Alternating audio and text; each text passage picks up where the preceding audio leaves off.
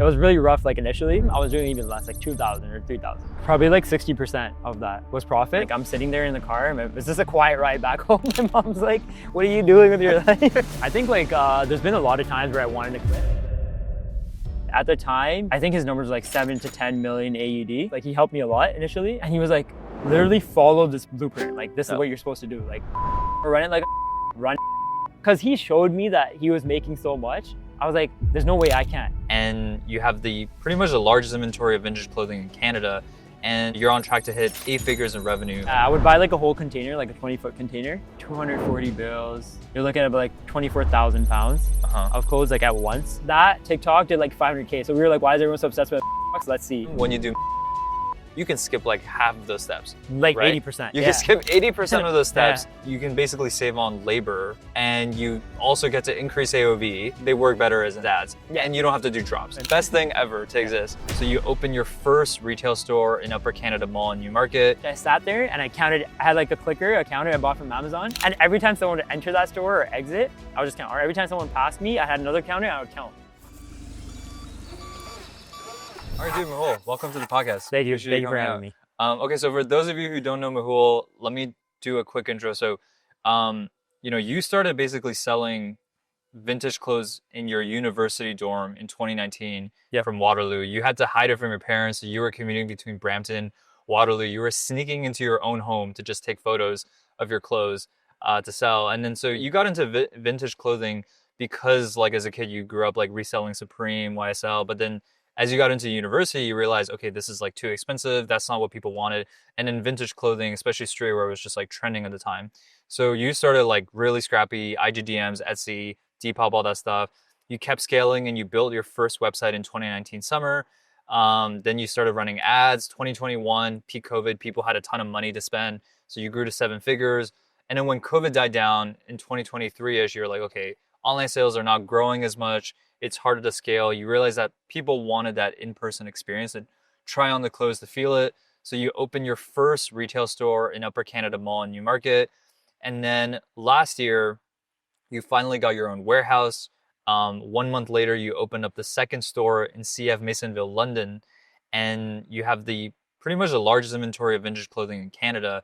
And you're on track to hit 8 figures in revenue, probably this year or next year, which is insane. So dude, crazy story. The first place I want to start with is like, were you very entrepreneur growing up? Like, how did you get into selling, Supreme, all that stuff? Yeah, I was a little bit of an outcast, I think. Like in like school, everyone came back, played video games, but I never got into that. Like I was more so like online trying to like learn new skills or like do something else, lock myself in my room for like 8 hours straight and like just be like trying to make money on like video games or like. And this is from the age of what, like 12, 14? Like grade 9 is when I actually like started. Like I've always had this sort of like I come from like a family of entrepreneurs, so it's kind of in my blood, but like, so like, it was just like kind of me, like, I was just like, I want to do something unique. Like I started doing like random things. I had like a sports betting group, like, and like in grade 9? No, in grade 12, but like, it just started like from grade 9 doing random things, like playing video games, like League of Legends, and then trying to make like money on there and like, or like, I don't know, whatever. Were you like boosting accounts for money? Stuff like that. Yeah. You know what I mean? Like, just like whatever I can make money for, like training, whatever the case was. I usually like own the service, like on a forum, and I would be like, taking like clients or customers on and like boosting their account. But I would have other people boosting their account. So for you, it was like the fun of it. The fun of it. I love like scaling. Like that was always like in my mind. It was always like scaling. Like even for video games, just like scaling, growing my team, right? Getting more people on, getting more clients in. Grade 12 or first year, I think, sports betting group like started, and then like I try to get like as many clients as possible. And then I had people like that were already like used to like crack all these numbers and stuff and like crunch all these numbers and figure out like the analytics and give out like sports betting like tips and stuff to people in the group.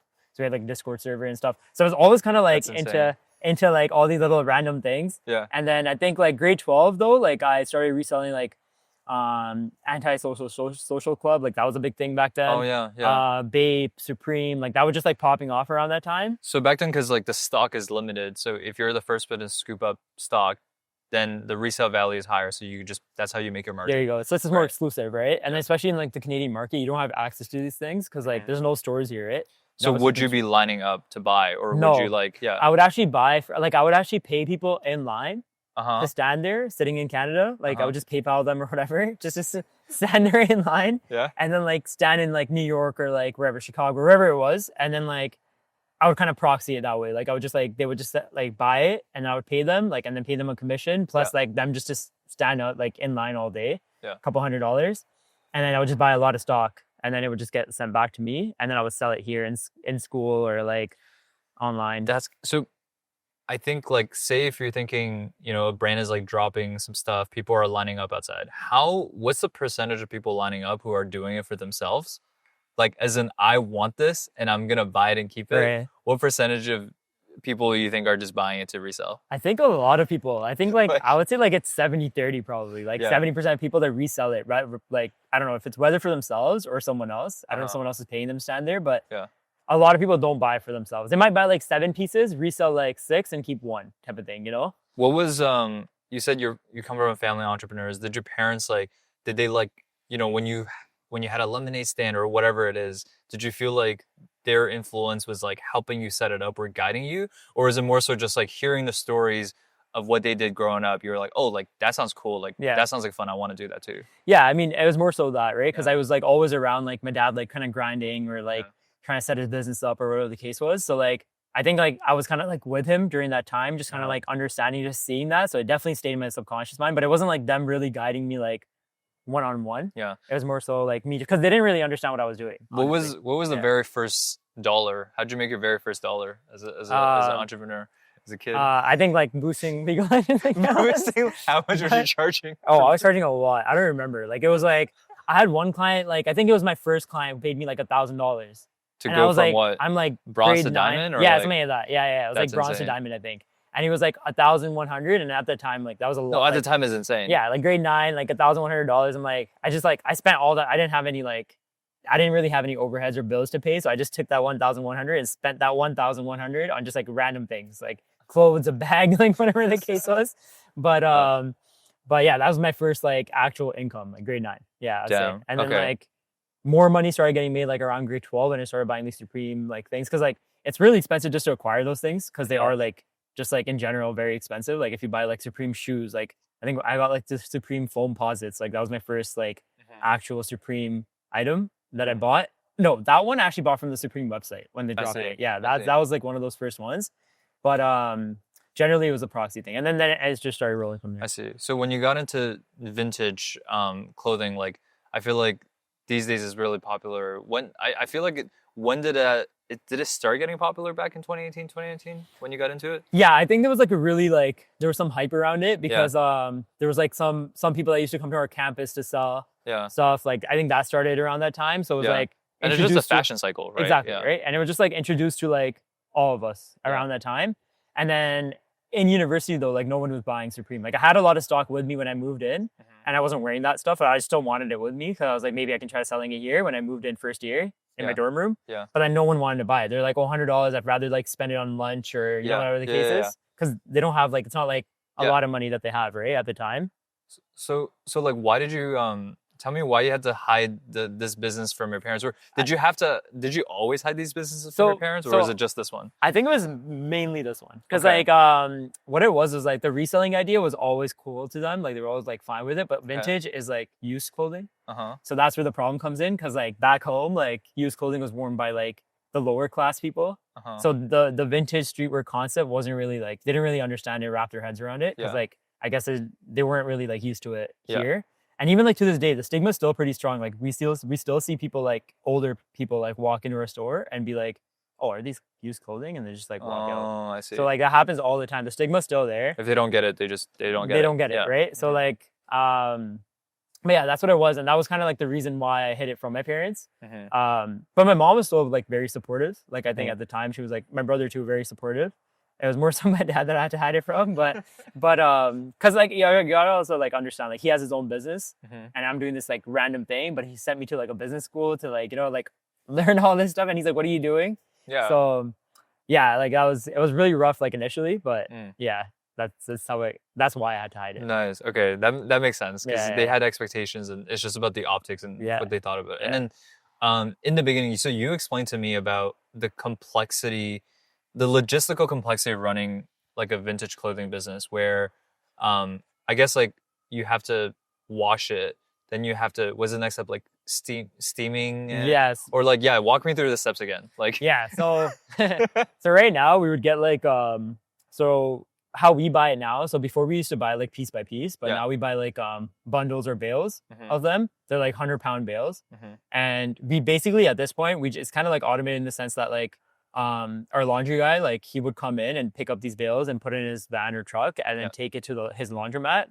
So first it gets washed, right? And then it comes back. So and you told me it was $1 per it's $1.20 per pound or something like that. But it just like, it's just the convenience aspect because like it's a pickup and drop off. Yeah. So it just like, so we don't have to stop our work to go wash it or have to hire someone separate and make sure, it just adds on more of a headache. So these days, how many pounds of clothes are you buying like on a weekly or monthly? Like usually it's like yearly basis. Yearly, okay. Yeah, I would buy like a whole container, like a 20-foot container. 240 bills. You're looking at like 24,000 pounds of clothes like at once. Yeah. How like what does 240,000 pounds of clothes even look like? Like they're all wrapped in 100-pound like bales. Yeah. But it takes a lot of space. Like so when I was working it like out of my house, it would be like one section full to the top. Like one of the garage sections, like full to the top, like to the top. That's insane. Yeah, so you buy one container for the whole year and then you just go through it. And then do you try to like within the first like month, you want to get through all of it and wash all of it and do all that, or you gradually do it? That is ideal, but like I just don't have the facility like to process that many pieces at once. So it would actually last me like 6 months to a year for all those pieces. I see. So that was one of the problems, right? Like you don't want to like tie up your capital in inventory for that long. But so that is something we were trying to work on. But like alongside like the bales, we would also we work with some wholesalers like in Canada and in the US. So we just like buy from them like once in a while in bundles, maybe like 1,000 pounds or like another 1,000 pounds from here and whatever, just to keep it like the cycle going and stuff. So this is the first time I've been hearing clothes referred to by the pound. Yeah. Like literally you're the first person who talks to me about stuff like that. It's usually by piece, but by pound. Yeah. And then so you start by washing it. Yeah. Go to the laundry, and then after that what? It comes back. It comes back, and then you organize it by category. So this is like when we were selling like online. So we sorted by category. So like t-shirts, windbreakers, lightweight jackets, heavyweight, insulated, whatever, all that stuff. So like, I think doesn't like 14 come organized. It just comes in a yeah. I can't pay them to organize it. I also don't know our like exact organization technique. So like you're right. You got to do your own. It's better if we just do it. So we would do that, and then we put SKU numbers on every single piece. So that specific, like that process used to take like the whole day for like 1 or 2 people. Because we used to like wash in 500 pounds, like so like he would take 500 pounds at once, and then we'd bring 500 pounds, and then we would organize 500 pounds at once. So like that organization plus SKU numbers would take a long time, right? Because like the process to even put the SKU numbers on is like you get a card like that you like tag like the piece with, and then you put like SKU number like labels on them one by one by one by one. And then because I guess each piece is unique. Unique, exactly. Jesus. Okay. So then you tag one with a tagging gun. Yeah. So each one gets tagged separately. Yeah, it's insane. It's like a nightmare. And then you hang everything up to like how we used to do it would be like we have 2-tier Z-racks, and then we just hang it up like according to like categories, right? So we'd have like a section in the warehouse now that like has like, oh, it's online, and the section that's not online. Yeah. Right. So once that's done. And then we had another like set of people that would come in and steam our pieces and photograph the pieces and upload the pieces. So you steam, photograph, and upload. And then like to make it make sense, you had to upload like 500 pieces a week. So, and it's again a nightmare because you had to go like one by one to like upload these on Shopify. Yeah. Right? Yeah. So we had to generate like a product description generator that they use. So it kind of make the process a little bit faster, but it was still like very long. Like it was still a very like tedious task. So So when you told me about this process, I'm like, holy shit, this is a lot. So when you first started doing it yourself, like I'm assuming did you just wash the clothes yourself? Like how did you start? Like that's what a full on production and like business looks like. How did you start from scratch? I started so there used to be another store, a brand that used to sell vintage, and they used to also do wholesale on the side. I see. So like he was like in Toronto, right? So then I would go there and I'd be like, oh, like this is what. So I actually contacted him on Instagram and asked him for like advice on running like a brand, like a vintage clothing brand, and then he was like, yeah. We like he told me like the ins and outs and what he thinks. Like he helped me a lot initially, and then he was like, okay, like why don't you start off by like our wholesale box?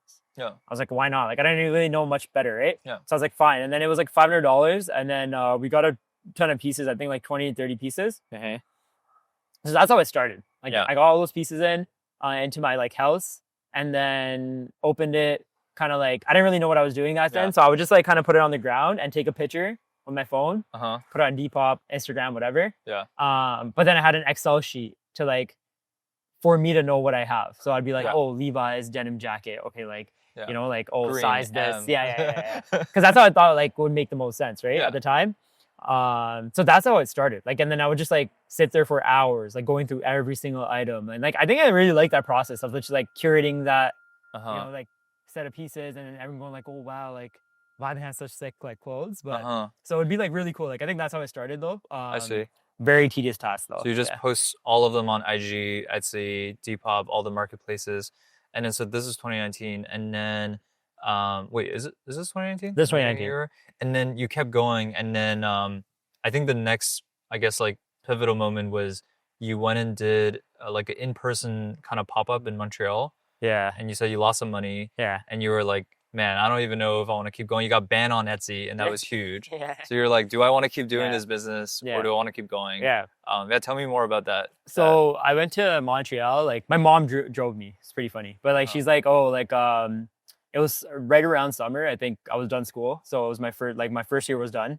And then I did one pop-up in Toronto that actually went pretty well right before that, but it was still like not enough, right? Yeah. And then even like considering the time it took to like set up, my friend helped me set it up, and then went to Montreal.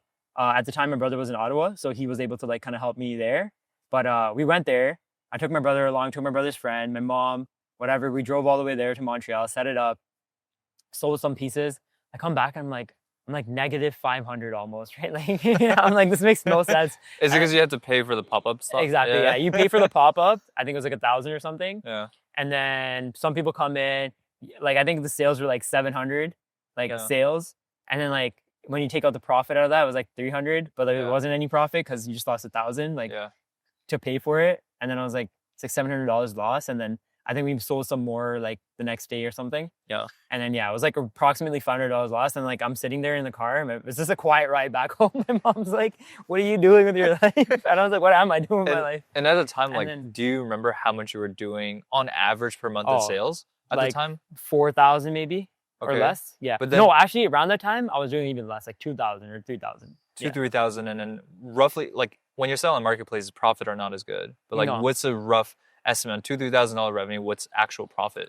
Probably like 60% of that was profit, which is pretty good, honestly, because I didn't have any overheads. I didn't have an employee. Yeah. I didn't have like a team or anything. It was just kind of me and my mom helping me. Yeah. So you roughly around like 1.6 to 1.8K in profit per month. That's actually not, I mean, that's like the same as like a part-time job. Oh, right? 100%. Yeah. And I was still in uni. But you're obviously working way more than a part-time job. Yeah, I was going crazy. Yeah. But so that stuff was like, so that's where it was kind of like demotivating because I wasn't really making money when I was coming back from Montreal. That was like the moment I was like, I'm quitting. Like I was like, knew it. I was like set.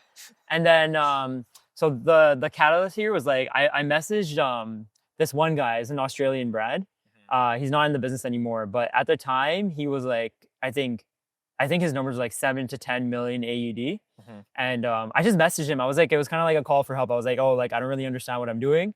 Like, I don't know if you're going to reply, but like, help me out here. Like, I don't really know what I'm doing. And then he actually responded. Yeah. And he was like, oh, well, like, I'd love to help someone out that was in my position not too long ago. Yeah. And he was like, literally follow this blueprint. Like, this is what you're supposed to do. Like, post more, run it like a shop. Don't try to make it like a hype brand. Like, run it like a shop, run ads. I think at the time he was like hitting like an 8x ROAS, like pretty crazy. Cause like at the time it was like right before COVID. And you obviously didn't do ads prior because you didn't have your own site. I didn't have my website or anything. I didn't even know how to run ads, right? Yeah. So then he was like, ditch these marketplaces, like build your own name. And I think like a month after Montreal, we got banned on Etsy. So it was kind of like a sign to just like build your own website. Yeah, yeah. So we actually stopped, like I stopped everything. I think like at the time I was taking another course in summer. I just focused on that. Well, you dropped out? No, I didn't drop out. You just paused. I was doing one course. Yeah, no, I didn't even, it was just summer, right? So it was just like breaks. But I just took another course, like just to get another credit so I can take 4 courses the next semester. I see, so I don't have to take a full course load. Yeah. I just took another, because I was going crazy with a full course load and like Vibn.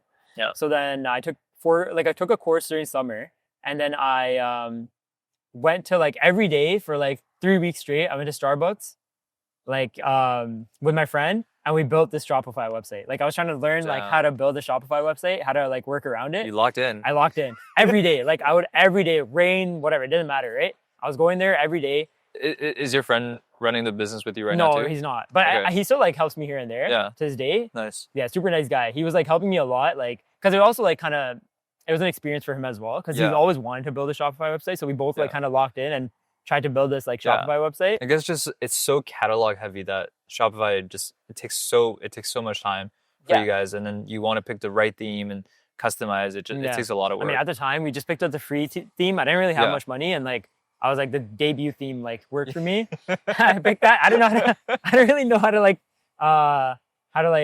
navigate that website properly, but I just like made that. He taught me. He knew a little bit about Shopify, so he taught me a little bit about tags and like collections and vendors and whatever. So he's like, "This is how you do it," and then I kind of like just took that and just like repeated. Asked the Australian guy for more help, and then he was like, "This is how you do it," and that was it. And then I just like kind of took off from there. I was just like, so that was the reason. So because he showed me that he was making so much, I was like, "There's no way I can't," like I was like, that means I'm doing something wrong here. We're in the same business. Yeah.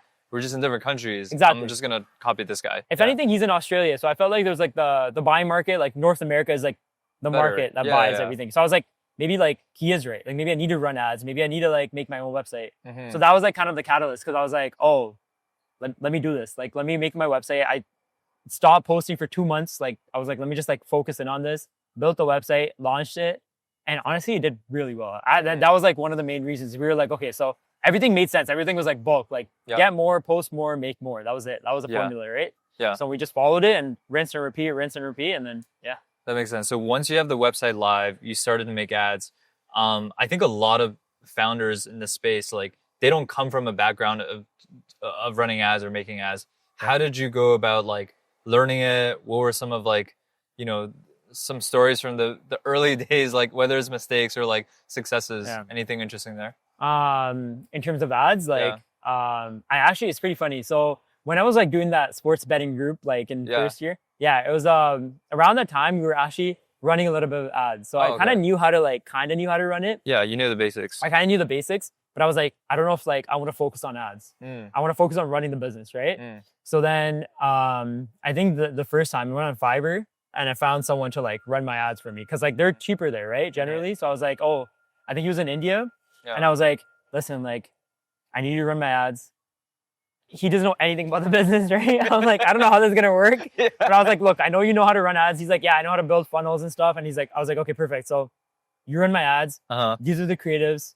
Let's test it out. And then we started from there. So then I kind of was like hands off pretty early. Like I was like, I did it for a couple months and then I just like handed it off to him. Nice. And ever since, like I haven't really touched ads like too much, but I kind of know how to read it. Like I know how to like read the metrics and stuff like that. I know how to navigate. And that guy has been good, and he's been good. Like I think, I'm still working with him. Oh my God, that's crazy. You just found this guy. You found him at this point. It's been like 6 years now, right? Yeah, 6 years. That's crazy. Yeah. He's really good. He's really good at what he does. Like he's able to like he's really good at retargeting. He has a lot of like he actually works for an agency. But he like kind of does this freelance on the side. Nice. That's perfect. So you got lucky with the guy. Just first one right away. Yeah, nice. Literally. Yeah, and I kind of knew my way to like navigate Fiverr because I was using them like. I was getting a lot of like virtual assistants around like the whole sports betting time. So we were like, I already like knew how to navigate like Fiverr and Upwork and all that stuff. What are, I guess, like for people who, I think hiring freelancers or just hiring in general is always tricky. It's hard to know how to do it well. What are your tips around like hiring / like navigating Fiverr and finding like the gems? Because platform just has millions of people. Yeah. So like for me, like just like free game, like you want to make sure that you're like, you're not going for the guy with like the highest reviews, like 1,000 reviews, because he probably has too much on his plate anyway, right? Okay. So what you want to do is like you want to find someone kind of mid-range that still has like 30, 40 good reviews, like really good reviews. And like I used to message like 10 people at once, right? Yeah. And just see who was like showing more interest. I see. Like sometimes people are like, okay, what is your budget? And then I'm like, I'm not dealing with this, right? So like, because those guys are very money like minded, which is fine, but like they don't try to understand the client. Yeah. So like how I kind of navigate Fiverr and Upwork is like I would message like 20 people, and then I would see who has the best like response to my like people who really try to understand your problem is who you want to work with, right? I see. So like you would just see the response and go from there, but you don't want to message those people with like that are promoting their listing or gigs because they're not going to work as hard. Yeah. You know? Yeah. They're already like secured a lot of clients. Oh my God, those are great tips. Yeah, it's like very, very practical and it's pretty basic, but it makes a lot of sense. Yeah. And same thing goes with virtual assistants. Like a lot of people are like I have 2 virtual assistants right now, right? And like when I was hiring them, I hired the wrong virtual assistant because I went with someone who had like a lot of reviews. Yeah. But they have so many like people that like want to work with them. Yeah. Right. So then they don't really care. Yeah. Right. So then they don't give your project or like whatever you're working on like too much like effort. Yeah. So then so then it's the same like this is the same formula I use for anything. Gotcha. Yeah. Gotcha. SEO, same thing. Okay, so 2010 you got the website, you're running ads, you're scaling, it's growing. COVID hits. Did you like freak out in the beginning, or you knew like I guess nobody knew what was gonna happen? Yeah. But, like I actually didn't know what was gonna happen, but one thing I knew for sure is that traveling was banned. So I was like, no one's traveling. Yeah. So that's number one. Right around that time, I think restaurants like started closing up, like no dine-ins, only takeouts. Yeah. So experiences are now done. Right. So there's no experiences, there's no traveling. What are people gonna do with all the money? And I think the government started handing out money too around that time. Yeah, the CERB. The CERB, right? Yeah. And then same thing in the US. And I'm like, this is like, I feel like in my head, I was like, this is such a blessing in disguise because I could do school, like I could do university from home. Yeah, you're right. Because I'm like, now that the business is so busy, were you gonna drop out and do this? I'm assuming most Asian parents are not a fan of dropping out. No. I brought this concept up, and like I think like you finished your degree. I finished my degree. Yeah, I brought this concept up. I was like, I told my dad, I'm like, look, I want to drop out, and he's like, he looked at me. First, he's like, you're crazy, but then he's like, you know what, you could do it. I think he was just like testing me, and I was like, okay, I'm gonna do it. He's like, no. He's like, finish it up, right? Yeah. So you finished it during COVID then? Yeah. It was chill. Yeah. Around the time I was like done like halfway. Like I was started 3rd year. Yeah. And like I was like, I'm halfway there. I might as well finish the last 2 years. Yeah. And like the first 2 years are the hardest years. Yeah. After that, when 100%. You're in, you know you're in, right? Yeah, and then I was like, I might as well finish it. So I ended up finishing it during COVID. Sweet. And yeah, it was like I said, it was a blessing in disguise because I knew everyone had disposable income. And they were like I could do university at home. Yeah. Which means my business is at home. Yeah. University's at home, so I'm like I don't have to go anywhere. Yeah. You can lock in. I was locked in. Like I would wake up, vibe in. Classes, vibe in, sleep, wake up, same thing, right? It's like, so it's like it's very good. Like it helped me, and then people had disposable income. So like people are just shopping online. I think everyone was doing really well for businesses like in COVID because like, I think one of my friends started selling like dumbbells, like for people that couldn't go to the gym. Oh yeah. That was a whole business. Dude, even on Facebook Marketplace, dumbbells were just so expensive. So expensive. I think they tripled. Yeah, they tripled. Yeah, in cost. That makes sense. Crazy. So COVID did super well. Any other, like I guess the next milestone is when you decided to open up your first retail store. That must have been huge. So right before that, we went viral a couple of times on TikTok. Couple million views. What was the type of content? It was mystery boxes. Oh. Yeah. So I think the concept was just so cool to people because they were like, what's going on? And I think I made this video. I still remember. It was like, was this someone buying one and then opening it? No. Or like So we made it. Like my brother and I made it. It was pretty funny. So like he was about to start work.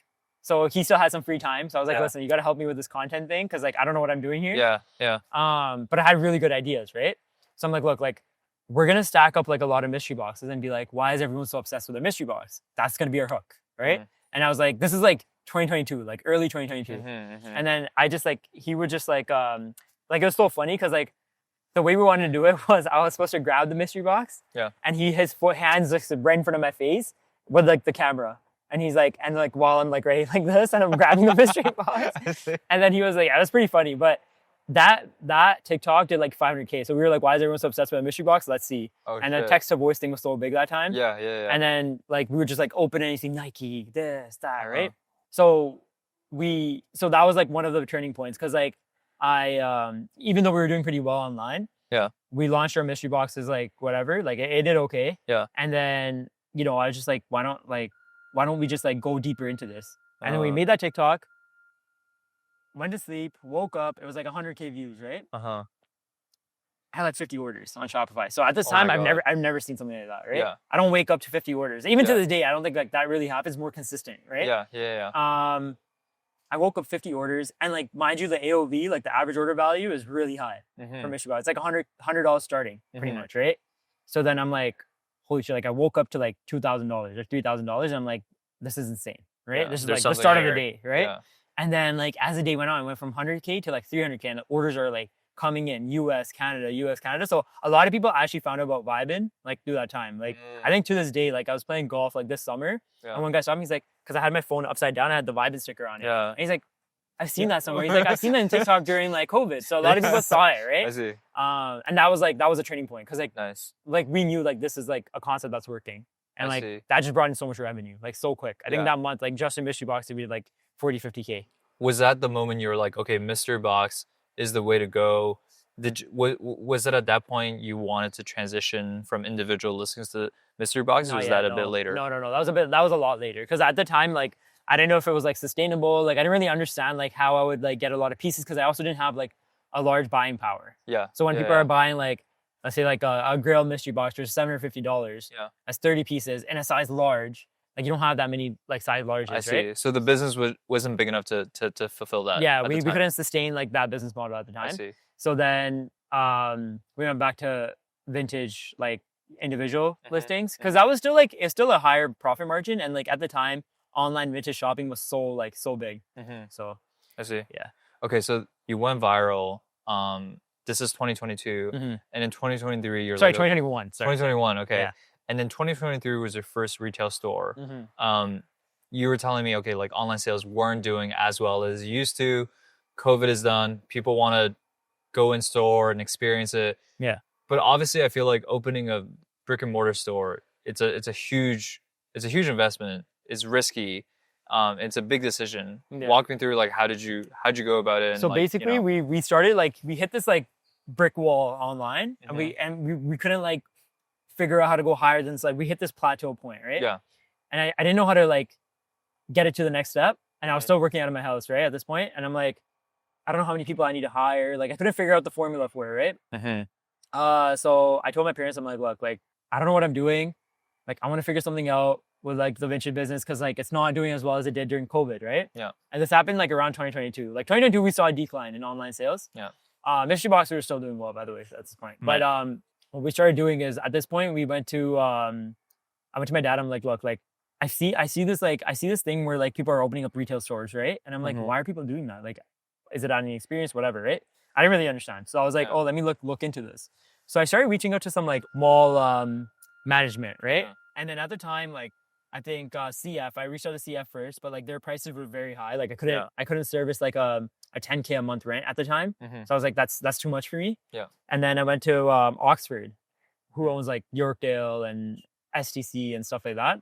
And they were like, well, we have like a couple malls here, which would be a good starting point for you. And then they introduced Upper Canada Mall, Hillcrest, which is in Richmond Hill, and then another one, but it was a smaller mall, right?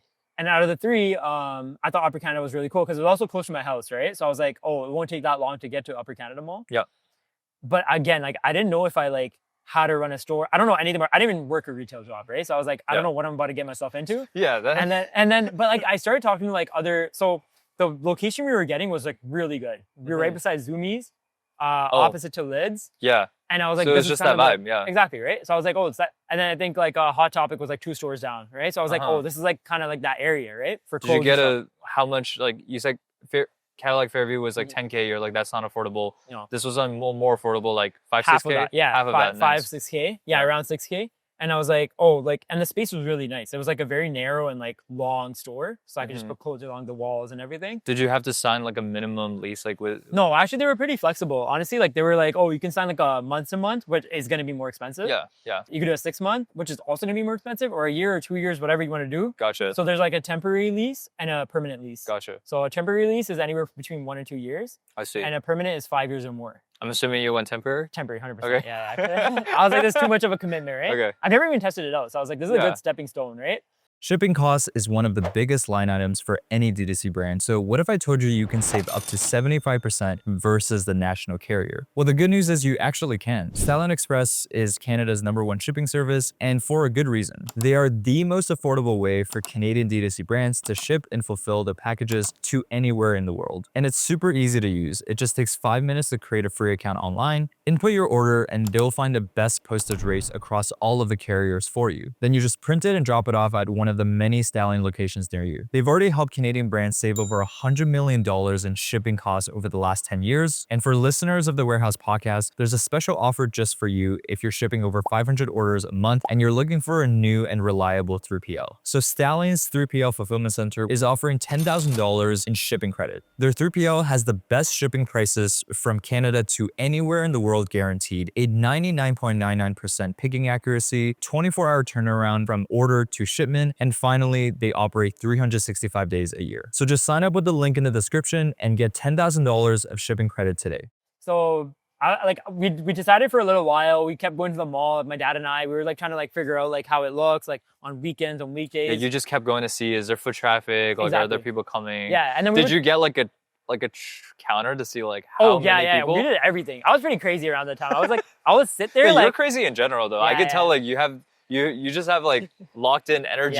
Whatever you do, you're going in. I just like I have an addictive personality, so like regardless of what I do, I just want to like be the best at it. Yeah, so tell me, like, did you just show up and just count? And literally, I sat down. There's like this bench in front of the store. Yeah. I know those benches. Yeah. Yeah, I sat, like it was like one right in front of that store.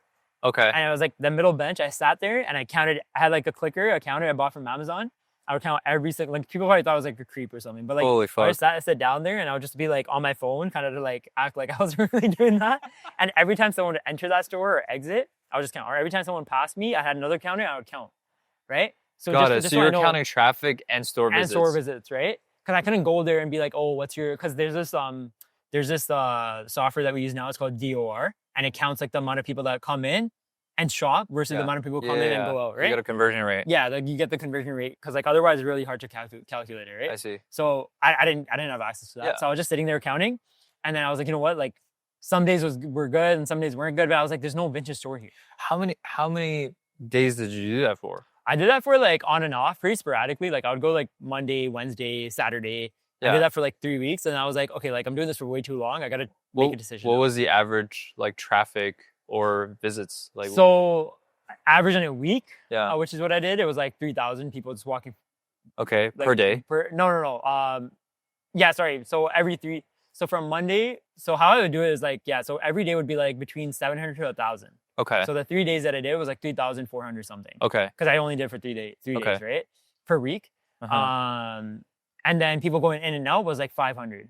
Wait, that's pretty high. That is pretty high. Yeah. But like it's like also about like people in malls. Like the problem with people in a mall is that people window shop a lot because it's indoors. Like people just want to be indoors, especially wintertime. Like they don't want to shop outside, right? For sure. So like they just like loiter a lot, right? So they're just like walking around, checking things out, walking out.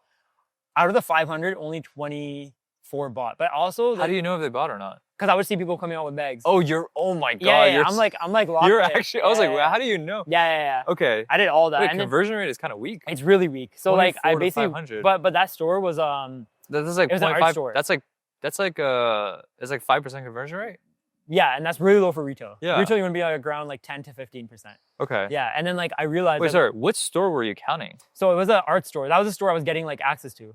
But like, so the employees in that store didn't know that they were leaving. Like the owners were saying, so I couldn't go there and be like, look, you guys I'm taking over the space. Like, how good is this space, right? I see. I had to sit outside and count. I see.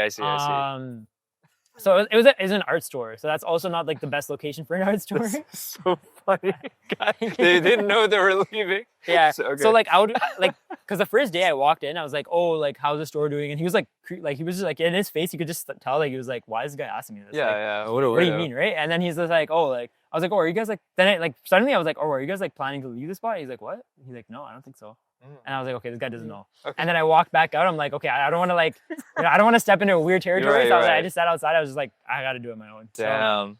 So, but yeah, it was an art store. So like their conversion rate wasn't that high and they were leaving for that reason. Okay. So you kind of knew, okay, traffic's not too bad. I can get a better conversion. and you just got a sense that, okay, there's a decent amount of people here. Yeah, like Newmarket has a lot of people, and a lot of people I surveyed too, like just walking around the mall. I just surveyed like random people, and they were like, oh yeah, like we would go to Toronto to shop vintage. So if it's just coming here, it would be really cool because then we could just kind of go here, right? How many people you think you asked? Like 20, 25. It wasn't too many. Yeah, but like just enough to get just a vibe. like my age group type of people. Yeah, so like people that want to like, or people that had that type of style. I see. Okay. And then those guys were like, yeah, we love that stuff here. So I was like, you know what? Like, let me pull the trigger here and let me just like take the spot and see what happens. Did you have to do a deposit for the rent? So it was basically 3 months. So the deposit was 1 month, and then you had to pay the first month last month. So you had to pay like $18K up front. Yeah. Damn. Yeah, and then obviously I didn't have that much capital right away, so I took out a loan. I was like, whatever, I'm doing it, right? Gave that 18K. I was like, right away. So obviously, how much money did it spend to just like do the reno / furniture / So that's where I got like, okay, so I did it really wrong. I think like the way I did it was like I paid the deposit first, and then I started looking for contractors. I should have been the other way around. I should have found like contractors, got quotes, and then but the way they like kind of worded it was like, oh, if you don't buy it, we have other buyers. So I was like, I want to secure it. So like they kind of got me like stuck there. So like I was like, whatever, I'll just pay it just to secure it, so I can like jump in the water and like kind of learn how to swim. Right? How long did you have to like set up your shop? I mean, it was kind of up to me, like how I wanted. Like between like when does your rent like start like effective? Like say it's January and you already paid the deposit, but when does your lease start? Oh officially? Yeah, so it was like so the way I did it was like I was like, oh, I want 1 month. Like, so the way like malls work is they give you 1 month free to like do construction. Yeah. Because you're not operating, right? True, you're right. But 1 month's not enough like to do construction. Definitely, yeah, because you gotta like once the construction is done, you gotta clean it, and then you bring your inventory, set it up. Yeah. It's a month and a half to 2 months like just that process. So we went back and I was like, okay, look, like I signed it in March. I opened it in June. So I had 3 months. I see. I had 2 months and a bit. Because I opened it early June, right? I see. So I was like okay, like I signed it, I got the keys because I had to just get the insurance and whatever. I had to show them all this. I got the keys, and I started calling contractors like left, right, center, and like some people were like 40K, one guy's like 20K, one guy's like 30K. And like, did you know contractors prior to this, or you just asked around friends and family? People, and like because I'm young, and at the time I was like 22. Yeah. So or 23, and like no 22. So I wasn't even 23 at this time. Yeah. They would come in, they would be like, oh, like, I could scam this guy, you know, because I didn't know anything about construction. They think you're like a rich international kid. Yeah, you know what I mean? They're probably like, oh, like, this kid's opening a store, like your store? Like, yeah, okay, nice, it's 50K, like, construction store, right? So they were definitely taking advantage of that, but like, there was one guy who said 28, and I was like, that's more reasonable. Out of all the quotes I got, went back to my parents are like, you're too deep in, you have to pay this now, right? So I was like, all right. I was like, look, I have a month, you got to do it, but like, luckily enough, like, I had to go through an architect first, right? And the architect and contractor work together. Oh. They're like husband and wife. Oh, so I was like, this is perfect. I was like, okay, like their studio was in Markham. And I was like, okay, I could just drive there, sit down with them. I sat down with both of them, told them my vision. Architect was like, she was an amazing architect, right? Wow. I got really lucky with that. Yeah. And then she came in, drew out the whole thing, finished it. Construction was done like very fast. There was some like tweaks. Actually, that was like a nightmare. The construction part was a nightmare because like what the contractor was doing was like, he would like leave his like workers kind of with me, and I would have to figure out like how to deal with that. Yeah, and like the problem was there was a communication barrier. Yeah. So they were speaking Mandarin, and they didn't know how to speak English, and I was trying to speak English, and like it was a mess. Like I was just like pointing, Google Translate. It was bad. But yeah, so that was a nightmare because like I went with a cheaper contractor. Yeah. So I like have to expect this, right? You're right. Anyway, so like it ended up finishing up. It ended up costing me about like 35K with everything because I had to get the POS system set up. U-Haul rentals, getting the racks. Like I had to buy the racks. It was like 35K. So 35 plus 18 is what I paid. Damn.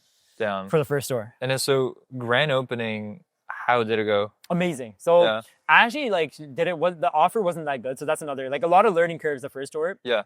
I was just doing 20% off. Okay. And I was like, everyone 20% off. That's not good enough to get a lineup. But luckily enough, we still had a lineup, and there was like a lot of people coming in and out that day. So grand opening day was amazing. I think we cleared like 10K, which is amazing for me at the time. Great. First day, that covers like a quarter of the construction cost. Right away on day one. Yeah. And then the next day was like 7K. There you go. Like it keeps going. The first couple months were amazing. And then it started like slowing down, which happens in the retail everywhere. But so it was pretty good. Like it was a pretty good, like a lot of learning curves, like a lot of things I did wrong that I learned. And then I did that. Like I figured that out in the second store. What were a couple of things about running a retail store that, because I feel like what I'm noticing is that as I'm talking to more and more D2C founders, is that almost all of them start online, and then eventually they want to get into retail. Yeah. Right. And it's like, because they realize that, okay, malls is where people are considering and shopping. They want to touch and feel the product. But if you want to build a brand that lasts for the next 100 years, you want to get into retail, because that's, you know, that's just how people are used to things, and you want to have that awareness and like get those eyeballs there. So as more and more brands get into retail, say I have like a phone case brand company or a laptop sleeve or like whatever product you have, right? And you want to do your first retail store. Right. Like, what are, other than the construction, but just more about the running side. Yeah. What are some advice or just like learnings that you have? Like operations, I think like, so first you want to have a good team. So that's where, like, I think when I first hired the team, like it was really strong, like a very solid team that we had. You want to make sure. So I think the one problem I did was I didn't hire a manager from day one because I wanted to save money. So you were the manager? I was a manager, but I was also managing my online operations because we didn't stop that yet. I see. So I was like, okay, I'm going to be the manager. I'm going to hire 4 full-timers or 2 full-timers, 2 part-timers. Yeah. That's how I did it. And so the team needs to be very solid. Like you want to make sure that like when you're running retail, whether it's you or someone else, that like someone's there showing their face every week at least. Just so they know like there's the founder or like the owner or the CEO or whatever, someone of like a higher authority is still there, like watching, like supervising. Every week is in once a week at least? At least. Know what I mean? Okay, yeah. Because like the biggest problem with this is that like you want to make sure that, because they're working a minimum wage job. They don't care. Like they don't care if someone steals. They don't care. Like you want to make sure that culture. Yeah, if something goes wrong. Yeah, like, you want to make sure the culture that you build there is like still fun and like they feel important. They feel important in that like environment, right? Like I think with retail, a lot of people they just overlook it, just offshore everything. You want to make sure that someone of authority, whether yourself or someone else, is going there to like meet everyone and see everyone and show face essentially. Yeah. Like someone that cares needs to show up every week. Yeah. Okay. Just because like they don't care. Like, you know, it's just like working at McDonald's. Like people don't really care if they mess up an order or whatever, right? Yeah. So you want to make sure like you're showing up there, but also that's step 1. Step 2 is like inventory. Have a really solid inventory like system. You want to make sure you know exactly what's in the store, what's leaving, what's coming in. So like you want to invest in like an inventory system software, like if depending on your business, so right? For me, it was a lot easier because it's vintage, so you don't have to track it like piece by piece. We just track the quantity, like inflow and outflow, right? But if you have like, let's say like, I don't know, like a phone case brand, right? Like you said, you want to make sure you know like, okay, of this black case or this blue case or this brown case, like this is how many quantities I have in that store. Especially when you get like multiple retail stores, you want to make sure you know like your quantities like to the T. So hire a manager, have a solid team, have a really solid like inventory management system, and then you want to provide an experience to the customer. Like you want to make sure that like your employees are actually going up and greeting customers, especially if you're a small business getting into retail, because you got to understand like there's also zoomies. If someone doesn't understand your brand, like they'll just walk next door, right? Like you want to make them feel like this is like different from like a Zoomies or a Zara or something else, right? Because then, so how I trained them was like you got to meet every single person at the door when they walk in and be like, welcome to Vibn. Welcome to Vibn. This is what we do. If you have any questions, let me know. Just to provide that experience, like that whole customer journey from point A to point Z, like needs to be perfect, you know? So you want to perfect these points. Once you perfect these points, build SOPs.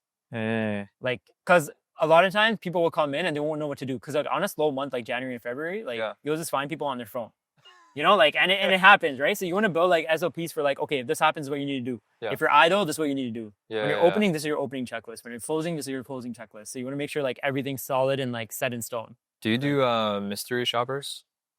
Like mystery box or? No. As in like this is something like basically you have you basically hire someone to go in and pretend to be a regular customer. Just to see what they're doing? Yeah. I actually do that myself. I would do that myself. Because I guess they don't know who you look like. Yeah. Initially, like after. So initially my team knew, but after we were just kind of hiring like online. And I guess like online, they wouldn't remember my face that properly. Then I would just like walk in as a customer. If I see someone on their phone, I'd be like, listen, like I'm Mehul, like I own the company. They're like, shit. My bad. My like, mom texted me. Yeah. Okay. So how often do you do that? not as much anymore because like now my store's in London. Yeah, So I don't do it so for that. far. Yeah, I don't do it for that store at all. Like but again, like I have. So if the London store is watching, they know that you're not coming down. Yeah, but I have. Yeah, I have a manager though. She's like really solid, so she takes care of like all of that. And like I tell her, like you have to tell these guys like you can't be late for work, can't be this, you can't. So there's a headache in that sense. That's why I like really recommend hiring a supervisor or a manager, store manager or key holder. You need that person. Like even if you have to pay up front for it, like pay it. Make sure you have that. Make sure you find a solid manager. A solid manager will make up the team because the team could be really good. If you have like a bad manager, it just breaks up the team dynamic, and then like you're kind of back at square one. So then, you know, you were doing all the counts, the clickers manually before. Once you actually got in, you said the software is called Door? Yeah, it's Door. Yeah, DOR. And then like what types of like traffic were you guys getting once you started tracking, and what kind of conversions were you getting? So our conversion rate, so that was 5%, the art store. And then when we took over, our conversion rate went, first couple months, it was like 22%, which is pretty high. And then it like kind of like our average ended up being for that year, like 15-16%. So which is still pretty good for a retail store. Also like not in a, like the best mall ever, right? It's not like a Yorkdale or something. But considering like even the location, we were kind of downstairs. We weren't like the most populated area of the mall, which is upstairs in Upper Canada Mall. It was really good in that sense. But like the importance of going to retail though is like you want to provide an experience to your customers, and it helps build trust.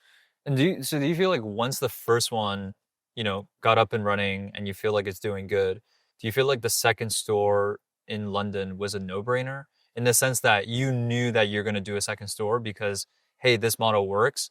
This is doing well. Let's do the second and the third and the fourth, right? So for me, like the way I kind of weighed everything was I was still running an online operation. And that was very hands-on.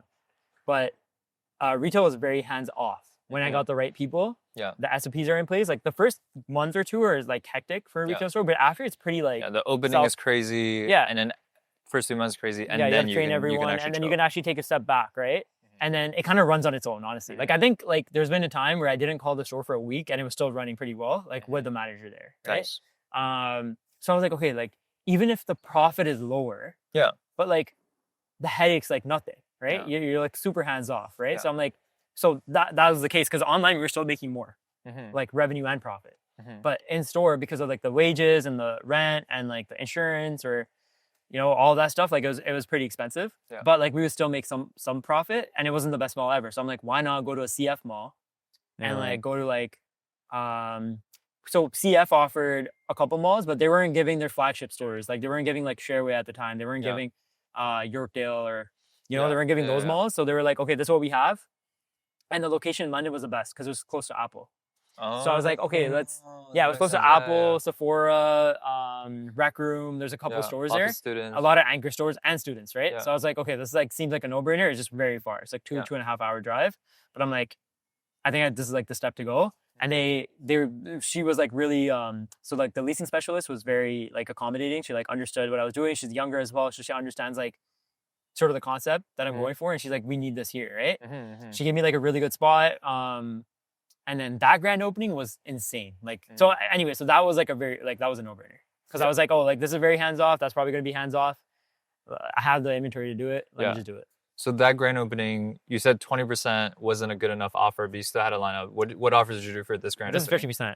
Damn. Yeah. For me, I was like, oh my God, that's right? crazy. Yeah. So like you have to, right? On the first day or two, you have to do that because it needs to be a no-brainer offer. Like, oh my God, we can't miss this. We gotta go. And then like the reason I'm doing that, even if you don't make much of a profit, like you want to get that logo or that brand in people's head. Like you want them to people want to talk about it, share it, gotta come out. Yeah. We also went with like a color that no one goes for, yellow.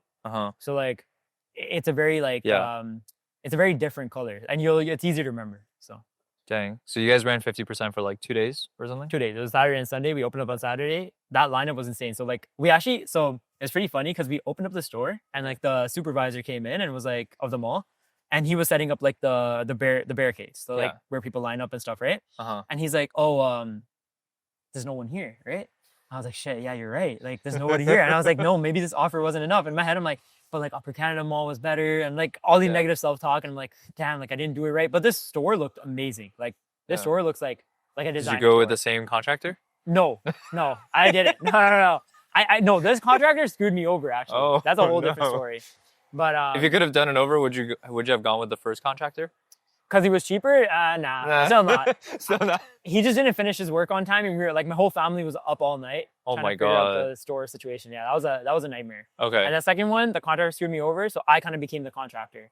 God damn. Yeah, I had to learn the ins and outs of construction, architectural drawings, like everything. So it was bad. But this one taught me a lot. Like in the whole thing, I think I wouldn't change it for a thing. I wouldn't want a contractor. And now you're like, now the third store, like you think you can just do it yourself? Easily. Damn. Yeah, because like I learned everything. Like, can you drill in like what type of bits there are for like drills? Like there's a whole different like side like that I learned. Holy crap. Because I had to like coordinate with the electrician, coordinate with like the installer, coordinate with like whoever, painter, whatever. Like as soon as one job's done, okay, I'm like talking to this guy. I'm like, okay, can I call like the painter now? He's like, yeah. So like we'll sand it up, we'll do this, and then call the painter, right? Damn. So I learned everything. Damn. Like I had to learn everything for this store.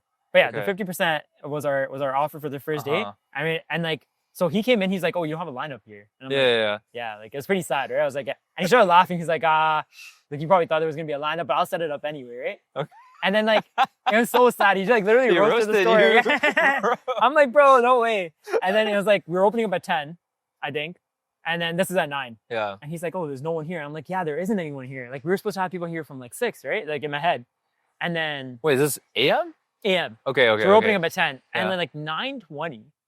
Like a herd of people just come in. Oh my God. And I was like, holy sh-. Like, so the way it worked was like, we have Oaken Fort on our right side. Yeah. So we couldn't block their entrance. Uh-huh. So we had to like, they stopped to the Oaken Fort and then the barricades continued here. Uh-huh. And then it was like, it was already full.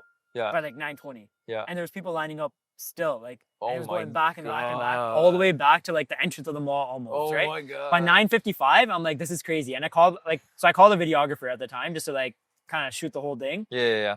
It was insane. It was insane. I think we had this lineup, like the lineup never stopped till like 6 p.m.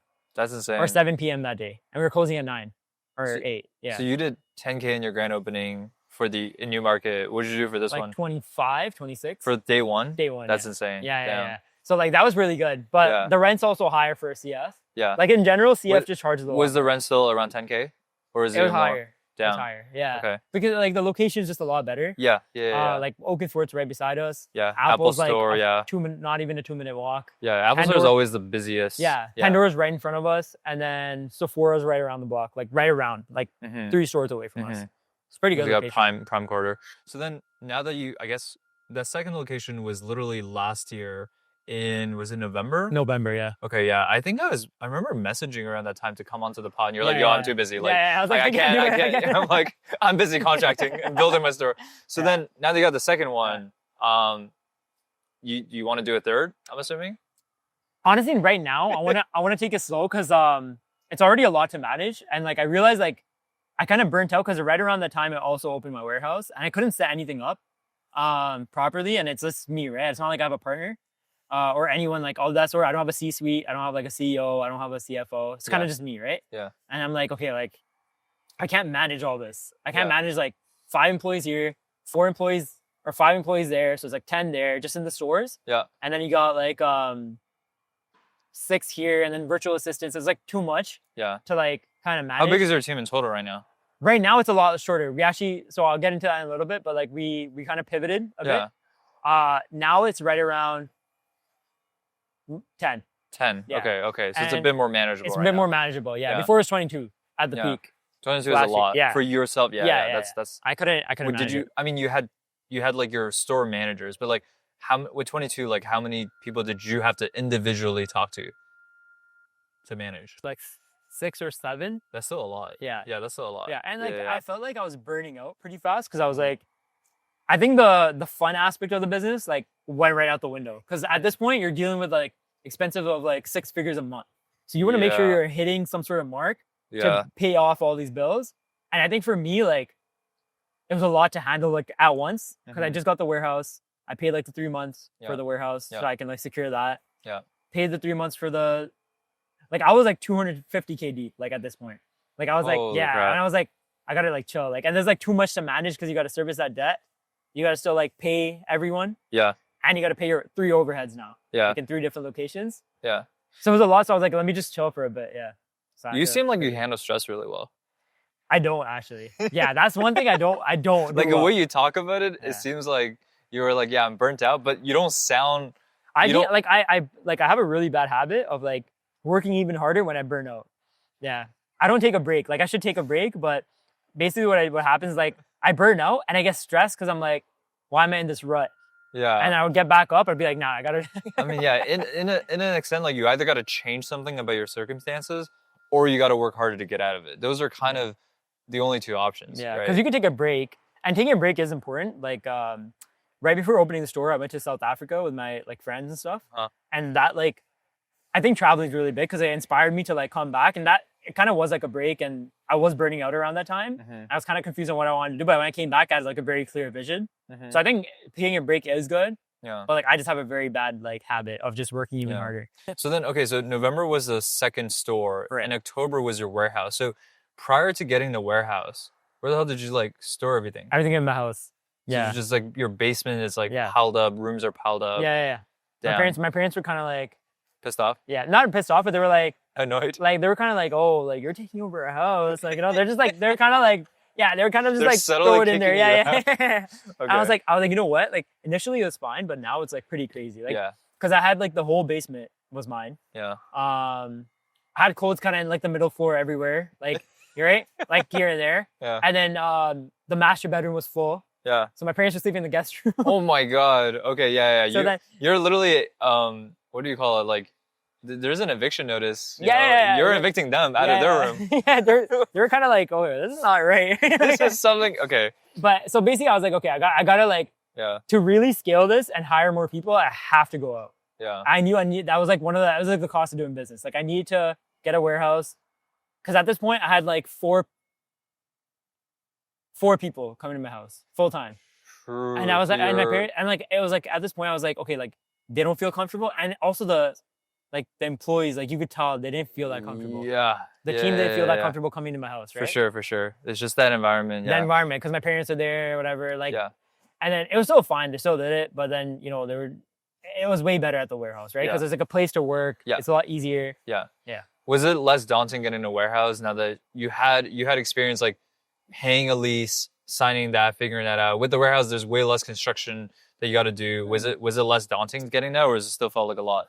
It felt like a lot because in a warehouse, the difference is that like you deal with a lot of little technical things like, oh, the AC like could break, or like, oh, you got to do like a check before you get your, like what I do in my, like I put a clause where I'm like, oh, I'm going to get someone to check like all the plugs and the AC and like the heating, the roof, this, that, just so if in case anything goes wrong, like then I would be liable, right? At least this way I know that like, everything's good before I take it. True. So I had to learn that. Plus, like you deal with landlords. Like there's micro landlords that only own a unit, and then there's major like big landlords that own the whole building.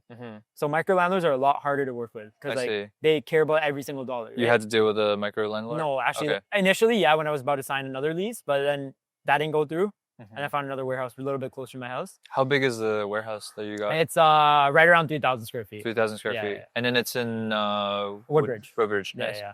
So it's pretty close to my house. And then like, landlord's really chill. Cause it was pretty funny because I dealt with the landlord's son.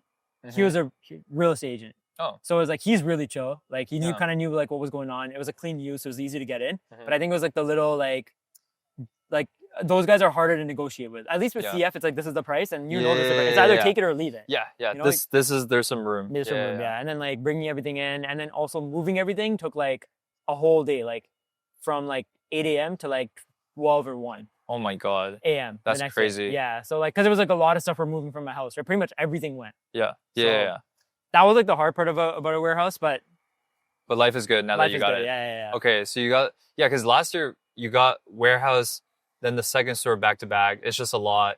And then, so it makes sense why you're not thinking about the third store right away. Yeah. Should we talk about the mystery box pivot? I feel like that's really huge. So let's do it, the mystery box pivot, from what I understand, is like, you describe the whole process of like just sorting, listing, washing, steaming, all that messy process that takes a shit ton of people and a shit ton of time to list each individual item. When you do mystery boxes, you can skip like half of those steps. Like 80%. You can skip 80% of those steps, and then you can basically save on labor, and you also get to increase AOV, and they work better as ads, and you don't have to do drops.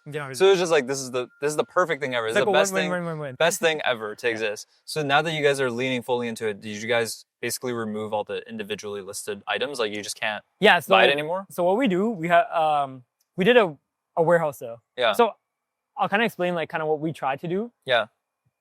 We tried to build our own brand. Yeah. Right? And like the problem was like I went for a premium category.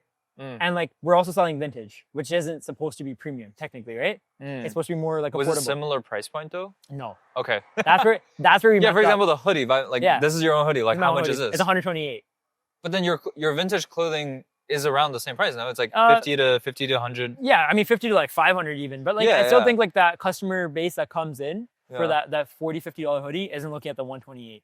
But it works better in store. I see. Than online because online like they can't feel the quality of the premium, hoodie. You know what I mean? So it's like I feel like for me it was just like more so like testing that out. It worked really well, but we just think like the brand itself was getting a little confusing. Yeah. And like even you did both. And I couldn't process it properly, so I'm like, let me just separate it. So that's what we're working on now. When did the launch happen for your own brand? So initially, the first launch ever was in January 2024. Yeah. And then that did really well in store. Like we sold like hoodies like left, right, center. Oh, right? Yeah. And then I was like, this is like the spot. But we were selling hoodies for a little bit less, but I wasn't really making a profit because our cost to make this is really high because the quality of the item is really high. Yeah. Right? Yeah. So what we did was like we kind of did that. It like did really well. We did it again. It did really well. But again, we just realized it was only doing well in store. I see. So then it was like, okay, January 2024, we launched our hoodies and we launched some t-shirts and shorts. Again, they were only doing well in store, but you want to make sure you win online first. So that's kind of the main thing. Okay. Basically realized that like we wanted to separate the clothing because we wanted to go for a certain vibe that I feel like wasn't being received well online. Like they didn't really understand what the shift was about. The price points were higher. The type of content was different. It was more of like a Aimé Leon Dore type of content. Yeah. And like, I was like, you know what? I don't want to mess this up too much. Just a different customer group. Right. Let me keep vibing in the vintage category. Yeah. And let me start a new brand called like Garden or something like that. So yeah. Okay. And then when are you thinking of launching Garden? Garden is gonna launch soon. Like I think like within the next week or two. I don't know when this podcast is gonna go up, but it should be live. It'll be live by the time. So the handle, as you said, is @GDN. GDN, just 3 letters. Gotcha. So it's gonna be. I mean, will it be similar to this? Yeah. It'll still be the same vibe. Rebranded GDN. Yeah, and we will bring new pieces into Vibn that are very similar to vintage pieces, like the Carhartt jacket and stuff. But like we want to focus on like our own brand. I think like that's where I'm kind of headed. I want to test myself, like see if I can like succeed in that. So I'll do that, and then for Vibn, we're gonna keep it in vintage. But essentially, we pivoted into mystery boxes because we realized that, like you said, like you can bundle things. It's a lot less. Like you don't have to like steam, picture, put a SKU numbers because you can take a weighted cost. People like gotcha. People like to gamble. Yeah, like you said, right? Like everyone has a little gamble. You can gift it, right? Yeah. You can work with influencers, which is a big thing because I feel like with vintage individual pieces, it's really hard to work. It's an experience. Yeah. It's novel. Yeah. And like you can get whatever pieces, right? Yeah. So we tested it out. We launched a 1-pack, 3-pack, 5-pack, 10-pack. Yeah. And they sold out. Like it was insane. Like I think like that was one of those concepts. Like we always looked at this one guy in the UK that was doing it, and we're just like, but he had really bad comments because I think he just wasn't giving like good pieces. Oh, so people felt like they were getting ripped off. Yeah, right. And like that's like the downside of a mystery box. Like you'll almost like never be 100% satisfied with every single piece. Yeah, you can't guarantee it either. Yeah, right. Like we've guaranteed the value. Like, but then value is also subjective. Yeah, that's the problem. Like you might think a Nike hoodie is like $20. But for me, like we sell that for $80. Yeah, but the style is right. It just depends if you like that style or not. That's the biggest downside. So how do you guys deal with? Like we were still figuring that out. Like I think the hardest part is like we also can't allow the customer to be like, this is exactly what I want in my box, because of the nature of the business. The only thing you guys allow is jeans or no jeans. Yeah, jeans, no size, jeans, no jeans, size. Jeans, no jeans, size, and then like if you have a certain style, if you're like, oh, I want blue clothes or whatever, you can leave a note. Oh, and we try to accommodate. Or like, oh, I like baggy or whatever. Okay. And we try to accommodate, but we don't accommodate. And do you guys have a return policy for the? No, it's final sale. Because again, like it's really hard for us to like also take returns on that, because I feel like it's one of those products that like you'll know you won't like every single piece. And what people started doing when we did have a return policy is started selling, like sending their one pieces back. They're like, oh, I don't like this piece, but I like the 4 pieces that I got. And then we're like, logistically and on a business point of view, that doesn't work for us, right? Yeah. Because we're just gonna be taking hits on hits on hits. Okay. And it wouldn't be a sustainable business model. But we just realized like we were cutting like 80% of our processes, and we were still able to like give good pieces out. Like we're still putting in. Sometimes we put in like a rare Carhartt piece. Like it's pretty insane. I actually bought a mystery box too. Like, should I bring it up? Yeah. So I brought a mystery box to show you like what it kind of looks like. Okay.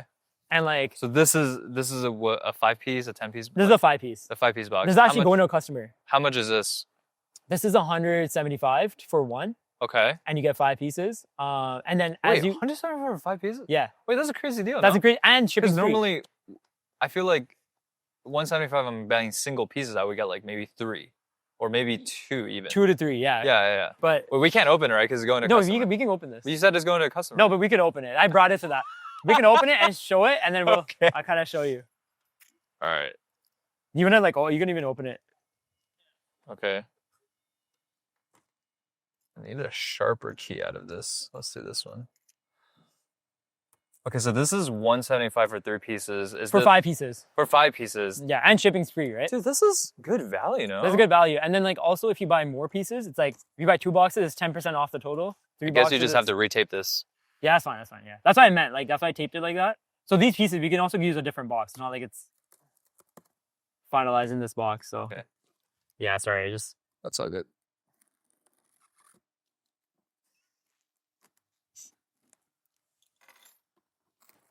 Yeah, it doesn't matter. All right. All right. It's like you're opening a mystery box for yourself. Okay. Wait, do you know what's in here? Yeah, I know what's in here. We packed it. We packed it like 2 days ago. So. Okay, so we got. What is this? Like a Harley Davidson 90s tee. Oh, this is clean. Yeah.